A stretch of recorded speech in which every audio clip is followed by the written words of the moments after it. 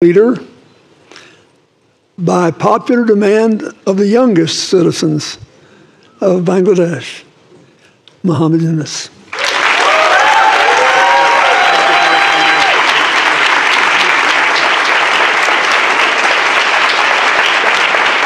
Thank you, Bill. It's a strange thing that I get a letter from United States coming from a governor of Arkansas. So you have to figure out where is Arkansas. He wants to meet me immediately. So I don't know how immediately that was. I said, next time I'm coming to the United States for this visit, this program. So when I come, I'll definitely come and see you. He said, it's very urgent.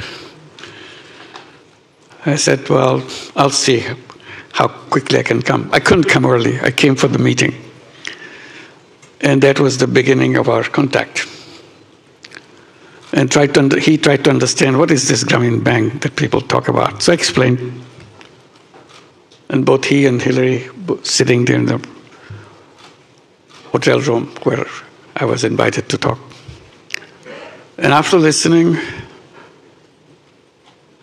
we need it. He says, we need it. How quickly we can get it in Arkansas. So that was the beginning of the whole story. So I visited in the same trip, Arkansas. He organized everything to go look at. That's amazing scene that I've seen in the rural areas of Arkansas. People sitting around, shops closed down because the economy was in a total disaster. So the people who were accompanying me to show me around, can they do something? I said, of course, they are the one who will do something. They couldn't believe that these people can do something. So that was the beginning. Bill said, yes, we're going to do that. I explained how this works. And the Grameen program was set up.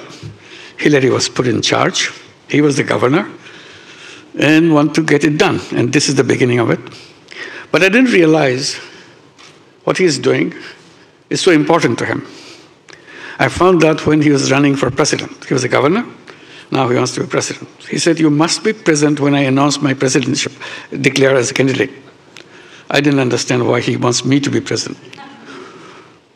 I declared it. He said, one of the points he made in the speech, if I'm elected president, I will have Grameen program in every inner city of the United States. You thought people would be happy? Next day he got a coverage saying that he's a crazy guy. He brings someone from Bangladesh to tell the Americans what to do. How crazy can you get? He didn't give up. He explained again and again why it's important. He never stopped saying how important it is to help people transform themselves with a touch of a few dollars. And that was the beginning that continued when he became president. He wanted to do it. And that's the signing of the bill he mentions. And then Hillary came to Bangladesh along with Chelsea. I saw Chelsea here. Both of them came to Bangladesh, spent 4 days with us, wearing Grameen check, which is a rural handloom weaver, make the very simple clothing like this. And all 4 days they were wearing clothes which is made by the weavers in the villages and designed by a local young person. And everybody said, what's she wearing this? How did you do that? Who designed it? So I was not prepared to answer all those questions. I don't know why they asked.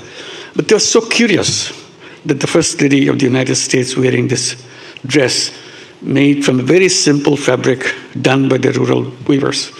So tremendous respect that it showed to people who just do things with their own fingers, with their own hands, and for tradition of long, many years. And then Bill Clinton comes after this visit, and first thing he said, I couldn't take it anymore in our breakfast table. All they talk about is Bangladesh, Bangladesh, Bangladesh. So I don't know what they're talking about. So I said, now I go there, and I'll be talking Bangladesh, Bangladesh, so that it becomes even. So that's the kind of intensity he felt about the people who need the support and so on. And that didn't disappear in Arkansas. When he became president, it slowed down, but it appeared in Chicago. Became a program in Chicago. And now it came in a big way, Grameen America. Grameen America started right here in New York City, in Jackson Heights. It's a tiny little program. And then it started spreading.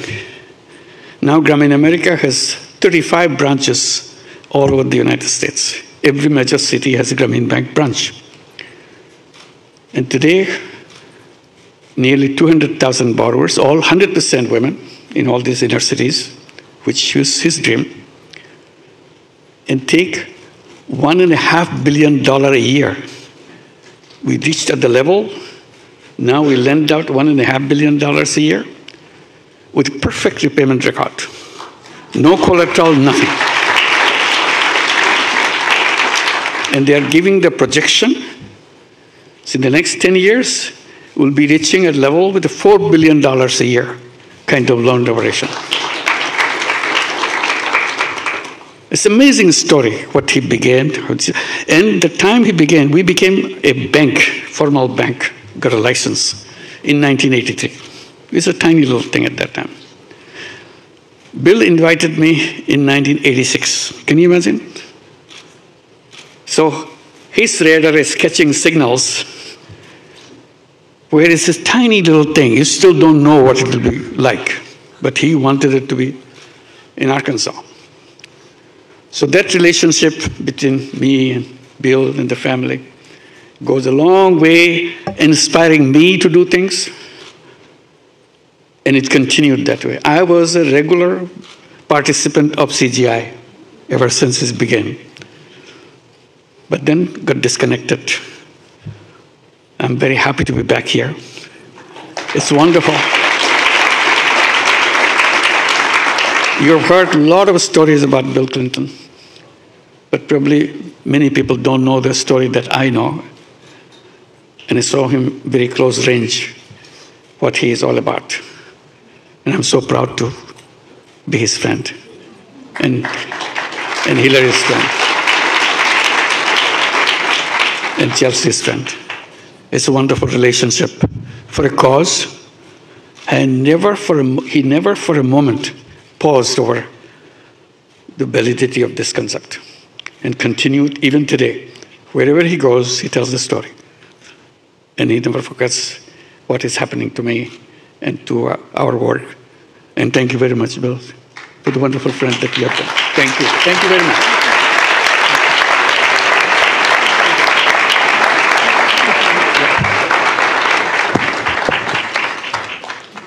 Well, you're the only old guy I know who was ever drafted for his eminent position by the young people of his country. And that's because he has succeeded in doing what we all must do. We all have to stay in the future business. Yeah, absolutely. And he is a walking testament to its riches. I'm very, very proud of you, very grateful for you. And I think all of us should wish Bangladesh well and do what we can to support them. Somebody has to fund the first loans, you know, then the rest get repaid. Thank you. Thank you, and God bless you. Thank you. Let me just add a little bit on the Bangladesh situation now. It's quickly, because these are the young people that I've always been talking about, that the young people are the ones who should be leading the way, because all are kind of getting old-fashioned. So how to make things in the eyes of the young people and create the new life, create the new world for themselves. While I'm speaking on that theme, I didn't realize what will happen in Bangladesh. Suddenly all the young people of Bangladesh got together and said, enough is enough. We are not going to tolerate it anymore.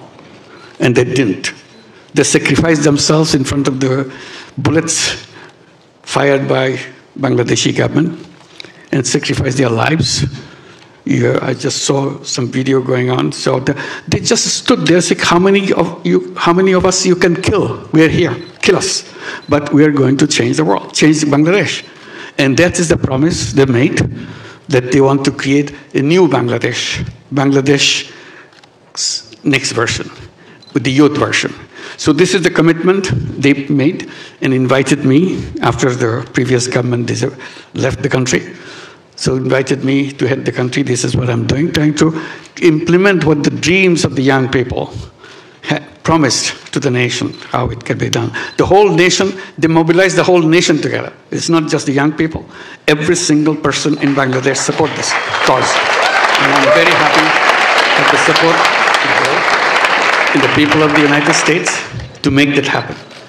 And the sky's the limit. They want to make this Bangladesh called New Bangladesh.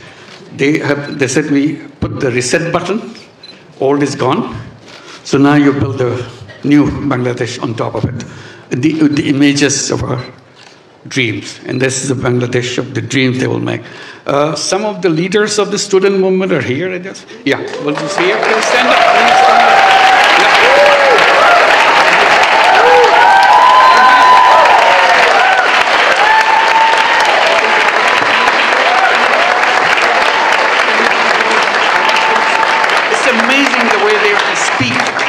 The language I never heard, that they speak about the world they want to build, the country they want to build for themselves, and they are ready behind it to make that happen.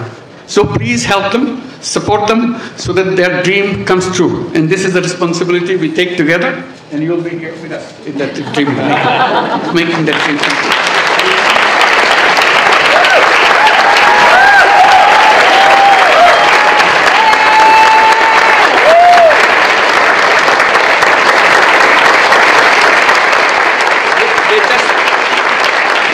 Look like any other young person, you will not recognize it. But when you see them in action, when you hear them speak, you'll be shaking. They shook the whole country by their speeches, by their dedication, their commitment. They said, you can kill us anytime you want, but we are not giving up. And he is known as to be the brain behind the whole revolution. So he denies it repeatedly. He said, not me, many others. But that's how he's recognized, that he's the brain behind the whole thing. It's amazing, meticulously designed thing. It's not just suddenly came, it's not like that. Very well designed. Even the leadership pattern, people don't know who the leaders. So you can't catch one and say, okay, it's over. It's not over. So it's completely diverse. When they speak, the language is something, it inspires any young person anywhere, any person anywhere in the world. These are the guys. Let's give them a big applause. So this is the Bangladesh. They are the one creating the new version of Bangladesh. Let's wish them a success. Thank you very much. Thank you.